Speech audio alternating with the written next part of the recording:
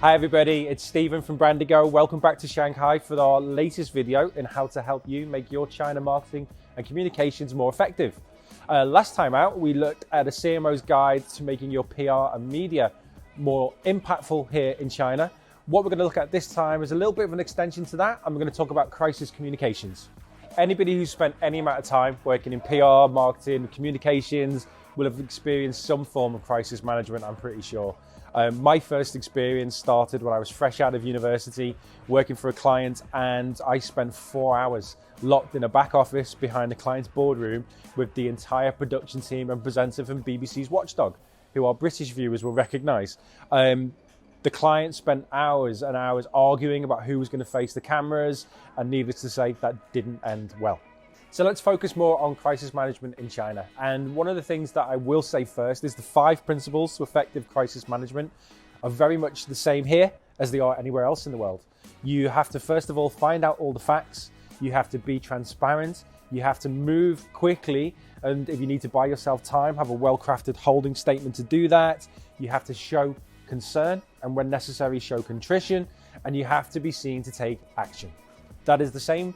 Those principles work wherever you are. So while having that understanding of the keys to managing a crisis are the same here as they are for everywhere else, having a robust crisis management plan in place is going to be integral to a successful crisis management here.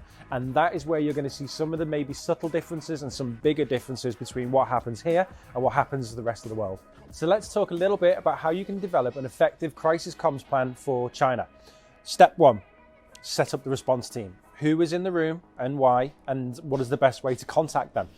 This is where there might be some subtle differences for China.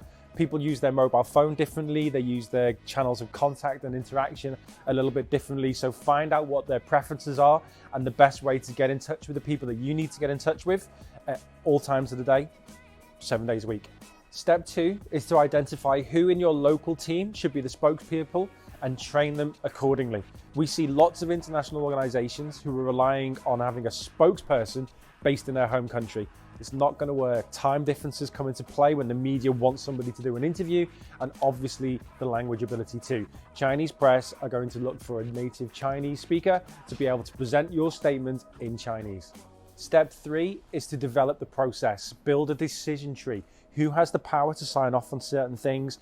Who has the ability to make decisions? Remember, when we talked about the keys to responding to a crisis, speed is everything. So having this in place before any crisis should occur means that you can respond quicker and react accordingly much faster. Step 4, as far as you can, have any written materials that may be required prepared in advance. You can create templates for press releases and statements, have them correctly translated into Chinese. Again, your local media are your target audience for this. Your local customers are your target audience for this. So it has to be correctly translated and well presented in Mandarin. And again, having this done saves you time. Comes back to this point of being able to respond quickly and being seen to take the situation seriously. Step 5, it's a really useful exercise to brainstorm and perhaps even role play all the potential scenarios that your business may face here in China. Again, these could be very unique to what perhaps your other operations face in other territories around the world. Horizon scanning and issues identification done beforehand will really help you narrow down the type of issues you may be facing further down, the type of risks that could turn into a potential crisis for your business here in China. And finally, step 6 is making sure that your global team and your local team are really aligned on this. Everybody is clear on who has the responsibilities, who has the decision-making power, who needs to be informed and when in every part of your crisis response.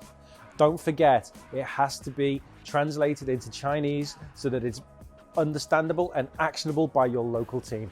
So that's it. That's Brandigo's guide to how you can make your crisis communications response much more effective for the China market. Hope you found it useful and taken some tidbits that you can now apply to your business. Don't forget, we've got lots of other guides to marketing in China from our series, the CMO's Guide to China Marketing, and also lots of blogs, podcasts, and videos about how to make your China marketing more effective You can find them on all of our social media, and we'll include the links at the end of this video. If you've agreed with what you've seen or you disagree, if you've got anything to add, we'd love to hear from you. Just leave your comments down below. Don't forget, the latest episode of the CMO's Guide to China Marketing podcast is available this week, where Mike and I give all of our predictions for China marketing in 2021. So please download and give that a listen. Thanks for watching. See you next time.